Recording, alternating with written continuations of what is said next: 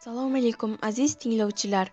Bugun biz Abdulla Qodiriyning Mehrobdan chayon romani haqida suhbatlashamiz. Avvalo savol.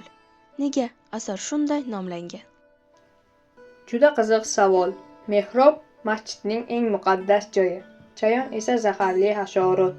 Muallif bu orqali jamiyatdagi yovuzlik, hatto eng pok joylarga ham kirib kelganini ramziy ma'noda ko'rsatadi. Demak, asarda asosiy muammo jaholat va adolatsizlik, to'g'rimi? Ha, asarda ayrim amaldorlarning mansabparastligi, hasadgo'yligi va xudbinligi tasvirlanadi.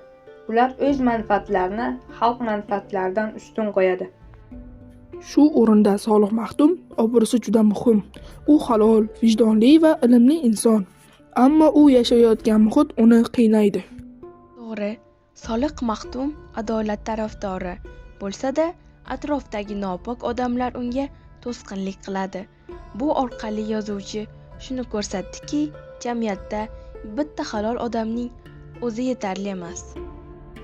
Menimcha, bu asar faqat o'tmish haqida emas, hozirgi zamonda ham shunday holatlar uchrab turadi. Ba'zida insonlar lavozimni mas'uliyat deb emas, imkoniyat deb tushunadi. Ha, shuning uchun ham asar bugungi kunda ham dolzarb. Qodiriy bizni ogohlantiradi. Agar jamiyat ichida chayonlar ko'paysa, adolat ham yo'qoladi. Xo'sh, yozuvchi qanday yechim taklif qiladi? Eng katta yechim ilm va ma'rifat. Jaholatni faqat bilim bilan yengish mumkin. Shuningdek, halollik va vijdon ham muhim. Solih Maxdum obrazi orqali muallif poklik baribir qadrlanishini anglatadi. Men yana bir narsani qo'shmoqchiman. Asarda sabr, matonat g'oyasi ham bor. Qiyinchiliklarga qaramay, inson to'g'ri yo'ldan qaytmasligi kerak.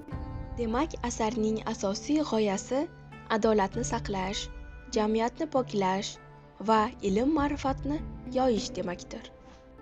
Agar har bir inson o'z vazifasini vijdonan bajarsa, jamiyat rivojlanadi. Aks holdachi? Aks holda mehrob ichida chayon yashaydi. Xulosa qilib aytganda, mehrobdan chayon bizni hushyorlikka chaqiradi, halollikni yo'qotmaslikka undaydi. Biz yoshlar esa ilm olishimiz, adolatli va mas'uliyatli bo'lishimiz kerak. Chunki kelajak bizning qo'limizda. Va jamiyatning pokligi har birimizdan boshlanadi.